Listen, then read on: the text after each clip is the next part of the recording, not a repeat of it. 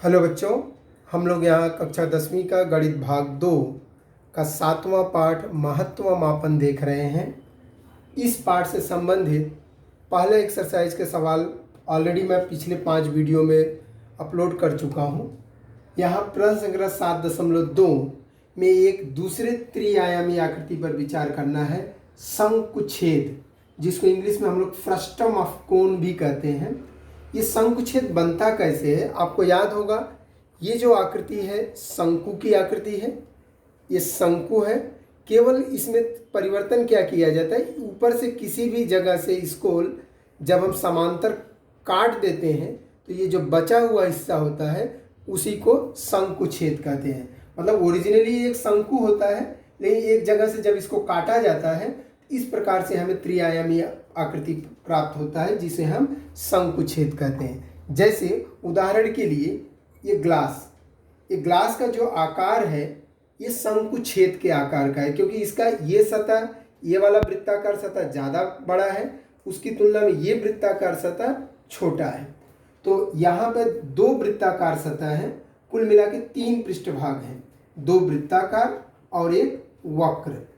अब यहाँ ये ध्यान देना है कि शंकुछेद की जो ऊंचाई है, इस सतह और इस सतह के केंद्र के बीच की दूरी को हम ऊंचाई कहते हैं, और ये इसकी तिरछी ऊंचाई है। याद रखिए, शंकु में तिरछी ऊंचाई का मतलब क्या था, यहाँ से लेकर के यहाँ तक को हम तिरछी ऊंचाई कहते थे, लेकिन शंकुछेद में तिरछी ऊंचाई मतलब फिर से ऑलमोस्ट वही बात है कि इस सतह से इस सतह के बीच की जो तिरछी दूरी है वो तिरछी ऊंचाई कहलाएगी। और यहाँ पे 2 त्रिज्याएं हैं। एक बड़े वृत्ताकार भाग की त्रिज्या को अगर R1 मान लिया जाए और इस छोटे वृत्ताकार सतह की त्रिज्या को R2 मान लिया जाए, तो यहाँ मुख्य बात आपको ये ध्यान रखना है कि यहाँ R1 बड़ा है R2 से, क्योंकि सवाल करते समय आप इनमें से किसी को भी R1 R2 मान सकते हो, पर ध्यान देना है कि मैं यहाँ पे R1 को, बड़े वाले को R1 माना हूँ, छोटे वाले को R2। एक इंटरेस्टिंग बात यह है कि अगर R1 और R2 दोनों बराबर होंगे तो क्या होगा। अगर R1 और R2 दोनों बराबर होंगे तब ये आकृति शंकुछेद न बन करके लंब वृत्ताकार बेलन बन जाएगा, क्योंकि इसमें भी 2 सतह वृत्ताकार है, लेकिन दोनों की त्रिज्याएं समान होती है, और इसमें क्या है, दोनों की त्रिज्याएं कम ज़्यादा है, तो इस आकृति को हम कहते हैं शंकुछेद। अब इसमें भी तिरछी ऊंचाई और इन दोनों त्रिज्याओं और ऊंचाई में एक संबंध होता है। जैसे शंकु में यल का वर्ग बराबर R का वर्ग धन H का वर्ग था, यहाँ पे यल का वर्ग बराबर R1 माइनस R2। याद रखिए, R1 बड़ा है तो R1 में से R2 घटाए। अगर बाई चांस आपने इसको R1 और इसको R2 माना है तो R2 माइनस R1 हो जाएगा, का वर्ग धन H का वर्ग। मतलब वही सूत्र है लगभग जैसा हम शंकु के बारे में याद कर रहे थे। और इसमें 2 वृत्ताकार भाग है तो उनका क्षेत्रफल पाई R1 स्क्वायर और पाई R2 स्क्वायर हो जाएगा। अब शंकुछेद का वक्र पृष्ठफल, तो याद रखिए, जैसे शंकु का पृष्ठफल क्या था, पाई आर यल, वैसे यहाँ पे भी है पाई आर यल, लेकिन R की बजाय R1 प्लस R2। हमेशा तुलना करके याद करोगे तो आपके लिए इजी होगा। और शंकुछेद का संपूर्ण पृष्ठफल, मतलब ये आधार का क्षेत्रफल धन ऊपरी भाग का क्षेत्रफल पाई R1 square plus pi R2 square plus वक्र पृष्ठफल मतलब पाई ब्रैकेट R1 प्लस R2 यल। अब इसमें बहुत कर सकते हो, सब में से पाई कॉमन ले सकते हो, पर कोई विशेष फायदा नहीं है, इसलिए हम इसको ऐसे ही लिख रहे हैं। इसके बाद ध्यान देना है शंकुछेद का घनफल। आपको याद होगा शंकु का घनफल क्या होता था, 1/3 पाई R स्क्वायर H। केवल यहाँ चेंजेस क्या किया गया है, R स्क्वायर की बजाय R1 square plus R2 square plus R1 R2 लिखा गया है। याद रखो, कभी कभी कंफ्यूजन होता है, यहाँ हम 2R1 R2 लिखने की कोशिश करते हैं, तो आपको ये ध्यान देना कि अगर यहाँ 2 होता तो ये सूत्र ऐसे होता ही नहीं, तब डायरेक्ट लिखा जाता R1 plus R2 whole square. तो वो चीज़ नहीं है, तो यहाँ क्या है, R1 R2। तो इस तरह से आपको शंकुछेद का घनफल ज्ञात कर सकते हो।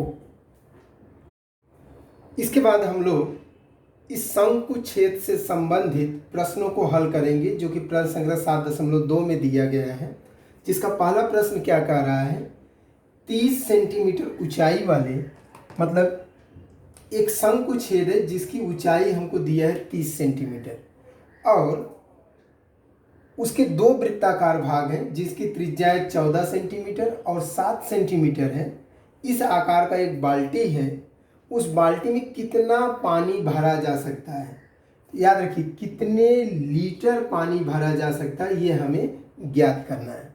तो कितना पानी भरा जा सकता है का मतलब होता है उस बाल्टी में जितना जगह होगा उतना पानी भर सकते हैं, जिसको गणित की भाषा में हम बोलते हैं कि उसका घनफल हमें ज्ञात करना है।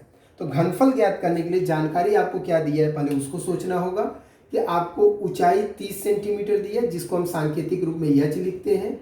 एच बराबर है 30 सेंटीमीटर।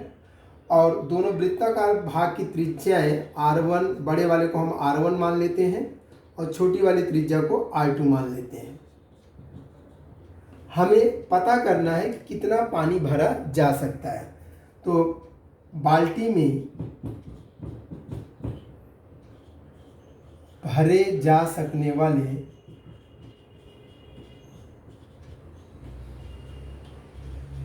पानी की मात्रा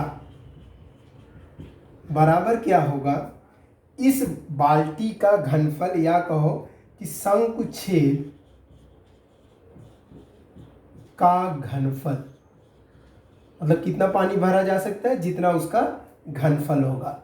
और शंकुछेद के घनफल के लिए फार्मूला क्या है, 1/3 पाई। देखो हमेशा आप शंकु का घनफल याद करो, 1/3 पाई r²h।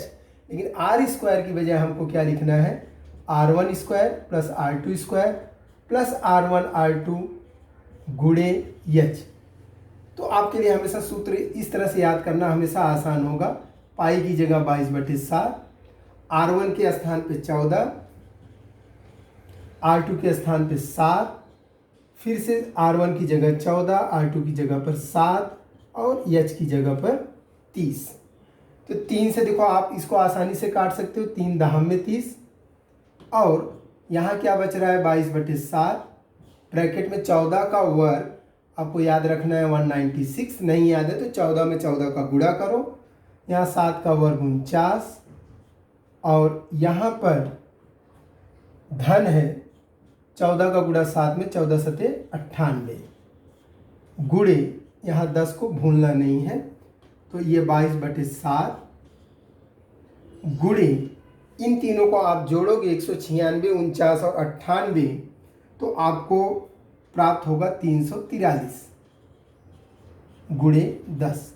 अब आप ध्यान दोगे कि 7 से 343 को काटा जा सकता है, 7 चौक 28, 6 63, 7 9 63। अब आपको क्या बचा, 22 गुणे 49 गुणे 10। तो हम पहले 22 का 49 में गुणा करते हैं। हमेशा मैंने बोला 22 का पहाड़ा आप याद करने की कोशिश करो। 22 9 198, 22 चौक 88, 88 और 19 जोड़ोगे तो 107 आ जाएगा। और गुणे 10 का मतलब 1 0 आगे बढ़ा दिए। अब आपको ये ध्यान देना है, ये जो उत्तर हमें आ रहा है ये इतना घन सेंटीमीटर आ रहा है, लेकिन प्रश्न क्या पूछ रहा है, कितने लीटर पानी भरा जा सकता है। मतलब जो भी आपको उत्तर आया है उसे लीटर इकाई में व्यक्त करना है। तो इसे लीटर इकाई में व्यक्त करने के लिए आपको एक विशेष जानकारी यहाँ दिया है कि 1 लीटर बराबर होता है 1000 घन सेंटीमीटर। वैसे ये न भी दिया रहे तो आपको याद रखना होगा, तो इसमें 1000 से हम भाग दे देते हैं, चूँकि 1 लीटर बराबर होता है 1000 घन सेंटीमीटर। तो यहाँ पर आपको इस चीज़ को यहाँ मैं लिख रहा हूँ, तो पानी की मात्रा बराबर आ जाएगा, इसमें भाग दोगे तो 3 अंक के पहले दशमलव आ जाएगा, मतलब 10.78 लीटर। इस तरह से आपको ध्यान रखना है कि ये घन सेंटीमीटर में उत्तर आता है, लेकिन जब 1000 से भाग देंगे हम तो हमारा उत्तर आएगा 10.78 लीटर। तो इस तरह से आप उत्तर लिख सकते हो। इसलिए उस बाल्टी में 10.78 लीटर पानी भरा जा सकता है। यहाँ प्रश्न नंबर 2 पे अगर आप विचार करेंगे, फिर से एक शंकु छेद की बात किया गया है जिसकी त्रिज्याएं 14 सेंटीमीटर और 6 सेंटीमीटर दी गई हैं। तो आपको ये जो त्रिज्याएं दी गई हैं ये ध्यान में लेना है कि 2 त्रिज्याएं हैं और इसकी ऊंचाई भी 6 सेंटीमीटर दिया गया है। तो इस आधार पे हमें 3 प्रश्नों का जवाब देना है, वक्र पृष्ठफल, संपूर्ण पृष्ठफल और घनफल।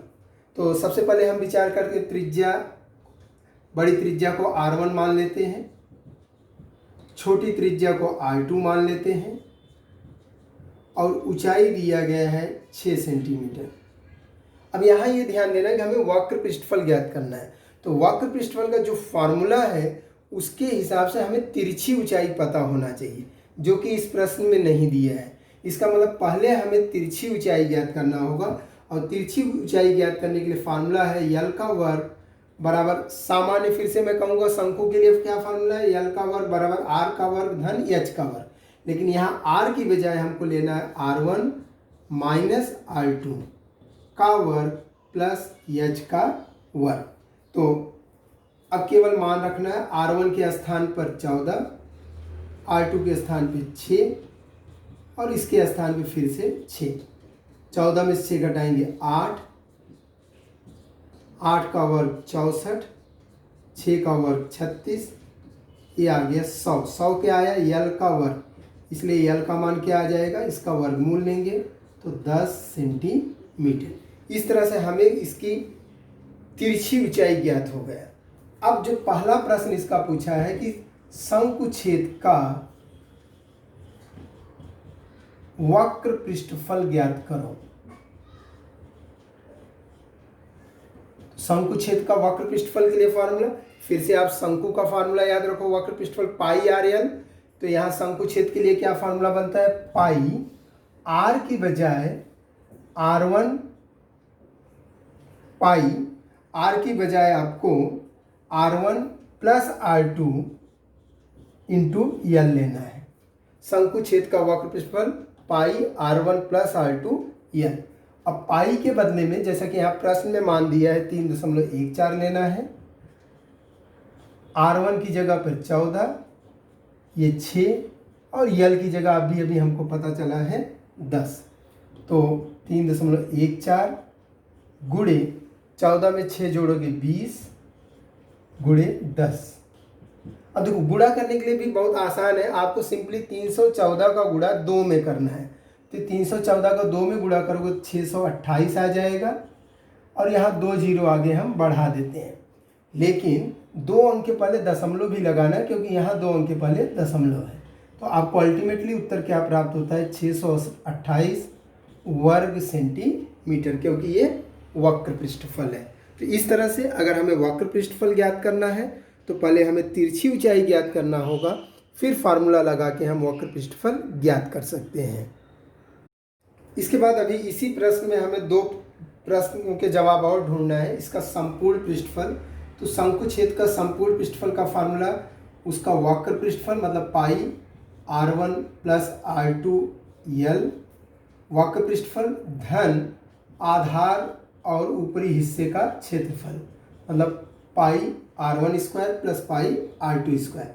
अब देखो यहाँ इंटरेस्टिंग बात यह है कि ये वाला हिस्सा आपको ज्ञात करने की, मान रखने की जरूरत नहीं है, क्योंकि ऑलरेडी यहाँ पे आप वक्र पृष्ठफल ज्ञात किए हो, जो कि उत्तर आया था 628। इसको हम ऐसे ही लिख सकते हैं। हाँ, इन दोनों के लिए आपको थोड़ा सा विचार करना होगा कि पाई 2 बार है, तो मैं उसको अगर कॉमन ले लूँ, यहाँ R1 का वर्ग धन R2 का वर्ग बचता है। तो अब इसके बाद ये 628 ऐसे ही लिख दिए, पाई की जगह 3.14 और R1 का मान जैसा कि प्रश्न में 14 का वर्ग और यहाँ 6 का वर्ग, तो 628 धन 3.14, 14 का वर्ग 196, 6 का वर्ग 36, मतलब 628 धन 3.14, 196 में 36 आप जोड़ोगे तो आपको 232 प्राप्त हो जाएगा, मतलब 628 धन, अब इन दोनों का आपको गुणा करना है, 3.14 का गुणा 232 में करोगे तो 728.48 आ जाएगा। ये आपको गुणा करके लेना है। अब उसके बाद इन दोनों को जोड़ना है, जोड़ने पे आपको आ जाएगा 1356.48, इतना वर्ग सेंटीमीटर। तो ये ऑलरेडी ये हिस्सा आपने ज्ञात किया, उसको वैसे ही उतारते गए। यहाँ इन दोनों को जोड़ने पे आया, इसका रफ में आपको गुणा करके लेना है, उसके बाद इन दोनों को जोड़ोगे तो ये उत्तर प्राप्त हो जाएगा। इस तरह से हमें शंकुछेद का संपूर्ण पृष्ठफल प्राप्त हो गया। अभी इसमें एक हिस्सा और बचा हुआ है कि शंकुछेद का घनफल, शंकुछेद का घनफल, और घनफल के लिए फार्मूला है 1/3 पाई आर स्क्वायर एच, लेकिन आर स्क्वायर की वजह हमको क्या लिखना है, R1 square plus R2 square plus R1 R2 गुणे एच। याद रखिए ये फार्मूला ध्यान से, 1/3 पाई R1 square plus R2 square plus R1 R2 गुणे एच। अब आपको सिंपली मान रखना है 1/3 पाई के स्थान पे 3.14, यहाँ R1 के स्थान पे 14, ये 6, ये 14 गुणे 6 गुणे एच के स्थान पे इसकी ऊंचाई हमको फिर से 6 दिया है तो यहाँ पे 6 लिख देते हैं। तो यहाँ देखो ये 3 से आप इस 6 को काट सकते हो, 3 दूनी 6, तो आपको अल्टीमेटली यहाँ 3.14 बचता है। और यहाँ पे 14 का वर्ग 196, 6 का वर्ग 36 और यहाँ 14 छंग 84 गुणे 2 भूलना नहीं है। अब आप चाहो तो 3.14 का इस 2 में गुणा कर सकते हो, आपको 6.28 प्राप्त हो जाएगा। और गुणे 196 में 36, अभी जैसे अपने पिछले सवाल में जोड़ा 232, और 232 में अगर आप 84 जोड़ोगे तो आपको आ जाएगा 316। अब फिर से इन दोनों का गुणा करना है, गुणा करने पे आएगा 1984.48 इतना घन सेंटीमीटर। ये ध्यान रखना है, देखो ये रफ में आपको गुणा करके लेना है तो आपको इस तरह से जवाब आएगा। घनफल है तो घनफल की क्या है, घन सेंटीमीटर। तो इस तरह से सिंपली आप अगर फार्मूला याद रखते हो तो बहुत आसानी से ये सवाल कर सकते हो।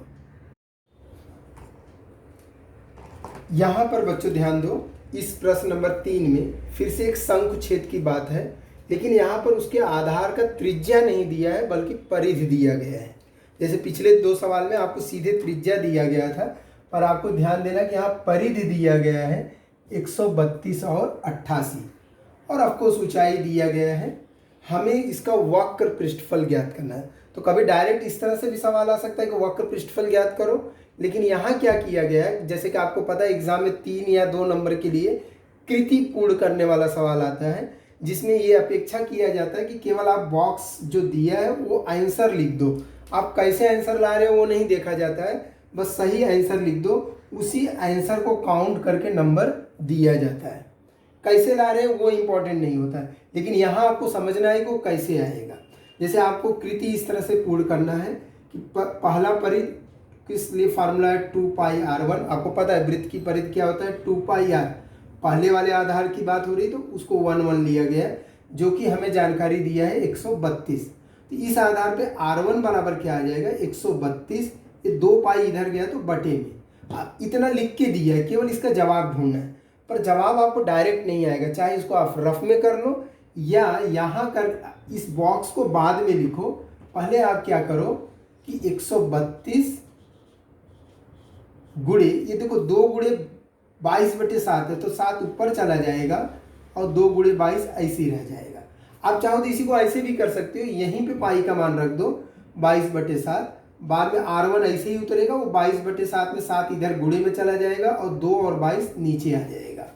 तो 2 से आप इसको काट सकते हो, 2 छंग 12, 1 12, 2 छंग 12, फिर 22 तियां 66, तो आपको क्या बचा 7 त्रिक 21।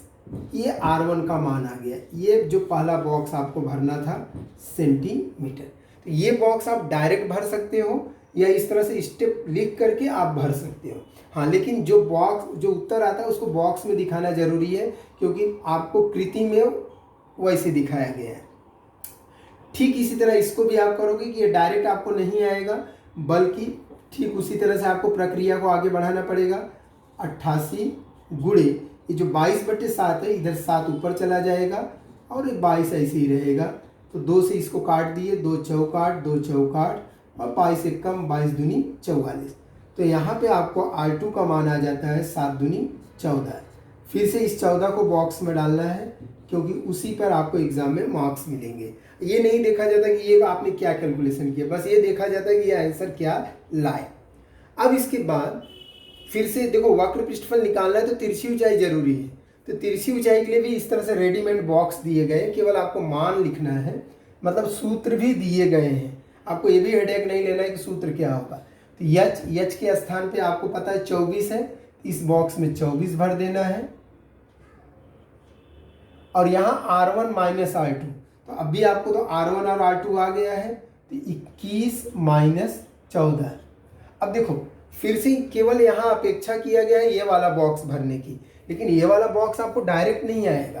तो या तो कहीं रफ में करके ये बॉक्स भरो, या बेहतर होगा कि आप यहीं पे कैलकुलेशन करो कि क्या जवाब होगा।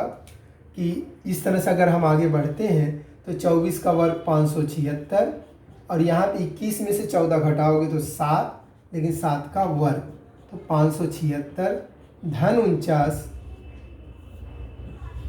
और इन दोनों को जोड़ोगे तो 625 आ जाएगा, और इसको बाहर लाओगे तो 25। और ये आपको डायरेक्ट अपेक्षा किया गया है कि आप यहाँ पे डायरेक्ट 25 लिखो, पर देखा जाए तो वो गलत है। आप डायरेक्ट 25 कैसे लिख सकते हो, आपको इतना कैलकुलेशन करके ही लिखना होगा। तो मेरी तो ये राय है कि आप रफ में करने के बजाय यहीं का यहीं करो और ये लिखो, या आप चाहो तो रफ में भी कर सकते हो। एग्जामिनर केवल इसको देखेगा कि आपने यहाँ 25 लिखा है या नहीं। इसके बाद हमें वक्र पृष्ठफल ज्ञात करना है, तो उसकी भी कृति आगे बनी हुई है। अब जो मुख्य प्रश्न है कि वक्र पृष्ठफल ज्ञात करो, तो उसकी कृति इस तरह से दिया गया है कि शंकु छेद का वक्र पृष्ठफल बराबर पाई ब्रैकेट R1 प्लस R2 गुणे यल। तो ये तो आपको सवाल करते समय ऐसे ही उतार लेना है। इसके बाद इस तरह से दो बॉक्स बने हुए कि उसमें क्या भरना है। तो आप पाई तो फिलहाल ऐसे लिखोगे, R1 के बदले में, जैसे कि आपने यहाँ से कैलकुलेशन किया था, R1 के बदले में 21 प्लस R2 के बदले में 14। ध्यान रखो, R1 प्लस R2 21 धन 14। वैसे शायद यहाँ अपेक्षा किया जा रहा है डायरेक्ट आप 35 लिखो, पर फिलहाल मैं 21 धन 14 लिख रहा हूँ, गुणे यल की जगह पर 24, सॉरी यहाँ पर यल की जगह पर, यहाँ ध्यान देना, ये 24 नहीं होगा, बल्कि ये तो ऊंचाई 24 दिया है। यल मतलब तिरछी ऊंचाई, जो कि अभी हमने ज्ञात किया था 25।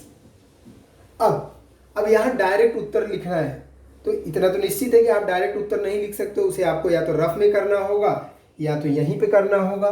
तो फिलहाल मैं यहीं पे कर रहा हूँ, और उसके बाद इसके उत्तर के बारे में विचार करूँगा। तो यहाँ पाई की जगह पे मैं 22/7 लिख रहा हूँ, गुणे 21 और 14 जोड़ करके 35 गुणे 25। 7 से 35 कट जाएगा, 7 पचे 35। 22 का गुणा हम 5 में आसानी से कर सकते हैं, 22 पंजे 110 गुणे 25। अब इन दोनों का भी गुणा आप मौखिक रूप में कर सकते हो। 11 का 25 में 11 पचे 55, हासिल लगा 5, 11 दूनी 22 और 5 27, और एक जीरो आगे बढ़ा दिए। तो इस तरह से हमको जवाब मिलता है इतना वर्ग सेंटीमीटर। और आपको यही आंसर डायरेक्ट लिखना था कि यहाँ पर क्या आएगा, लेकिन ये आंसर लिखने के लिए जब तक ये 2 स्टेप आप करोगे नहीं, ये आंसर आने वाला नहीं है। तो ये 2 स्टेप आप चाहो तो सामने लिख दो, या आप रफ में करके डायरेक्ट यहाँ पे उत्तर लिख सकते हो। तो इस तरह से यहाँ पे प्रश्न संग्रह 7.2 के सभी सवाल समाप्त होते हैं, और आप इसकी प्रैक्टिस करते रहो। तब तक के लिए, जब तक मैं अगला वीडियो लाऊं, तब तक के लिए आप इसकी प्रैक्टिस करो। धन्यवाद।